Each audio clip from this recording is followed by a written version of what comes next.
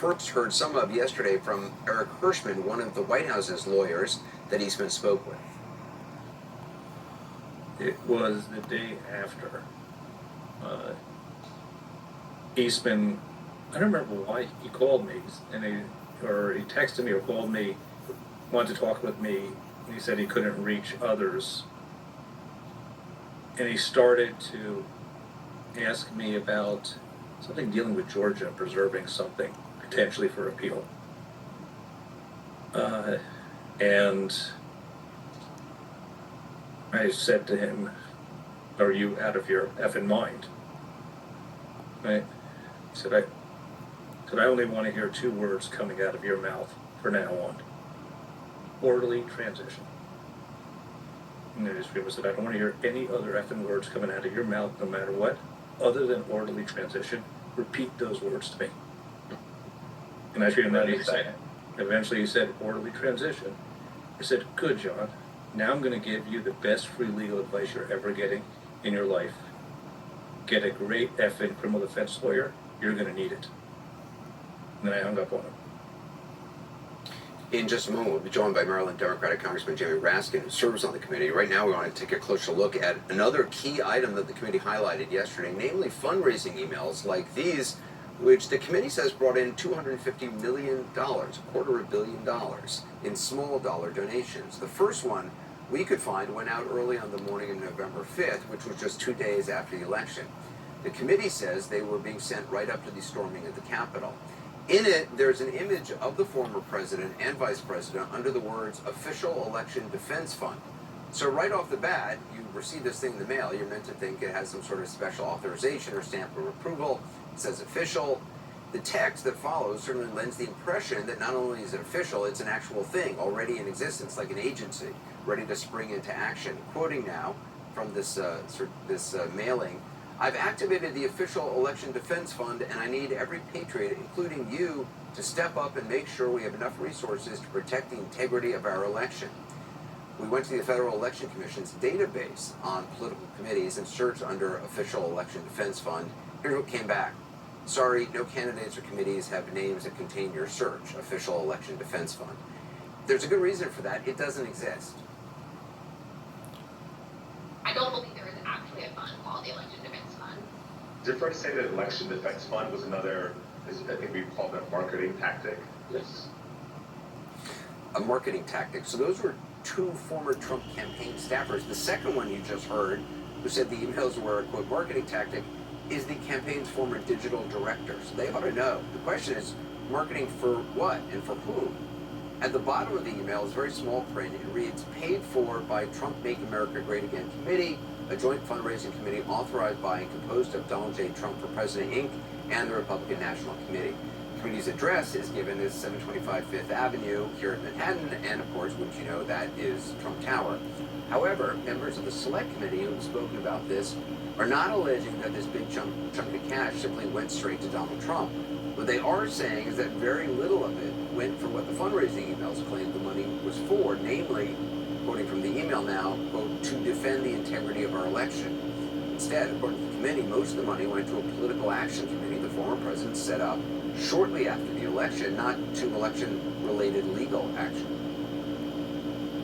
The Select Committee discovered that the Save America PAC made millions of dollars in contributions to pro-Trump organizations, including $1 million to Trump Chief of Staff Mark Meadows' charitable foundation, $1 million to the America First Policy Institute, a conservative organization which employs several former Trump administration officials, $204,857 to the Trump Hotel Collection, and over $5 million to Event Strategies, Inc., the company that ran President Trump's January 6th rally on the Ellipse. So according to the committee, most of the money raised by these emails did not go to protecting the integrity of the election. The emails kept going out. They kept asking for money. They went out as the Trump campaign went on to lose 61 court battles.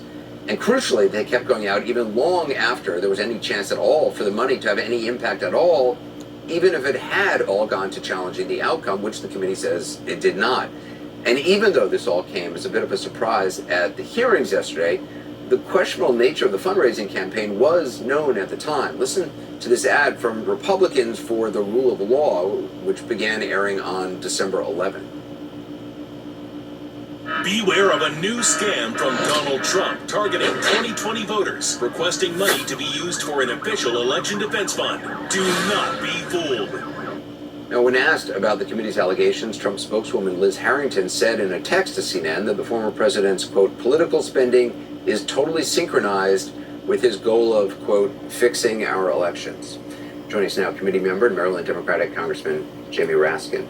Congressman, a president soliciting $250 million from citizens for a so-called defense fund that apparently didn't exist, it sounds shady, morally bankrupt. Is it illegal, however?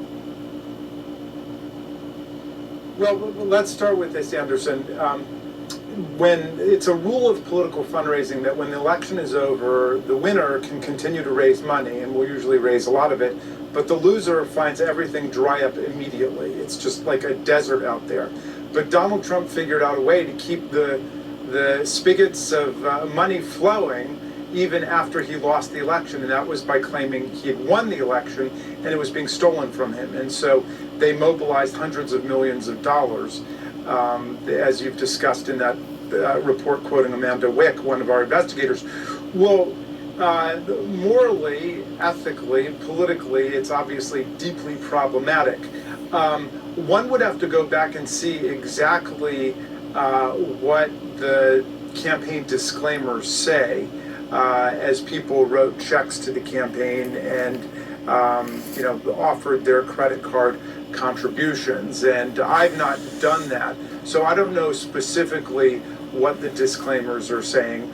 Obviously, the election defense fund didn't exist. You were basically giving right back to the Trump political campaign operation and all of the political operations of the Trump network. So whether an actual FICA violation could be made or a federal mail fraud prosecution, I just don't know. I have not looked at that. But from the standpoint of our committee, remember, we're not a prosecuting committee. We're interested in just telling the truth and getting the facts out there of what happened.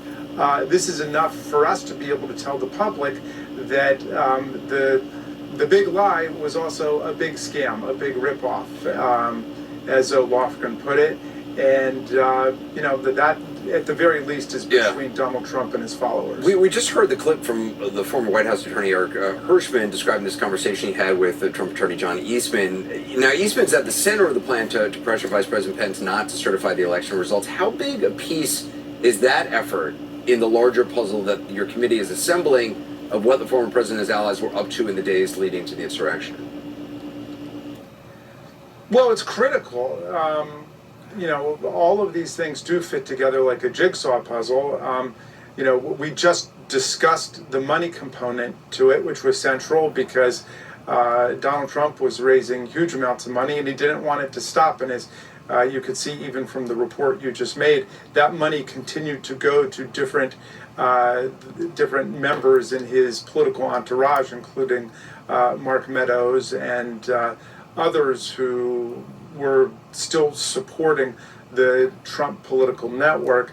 But Eastman really was the final card that they played, the so-called Green Bay sweep. And the idea was essentially to deny and overthrow the Electoral College majority that Joe Biden had assembled.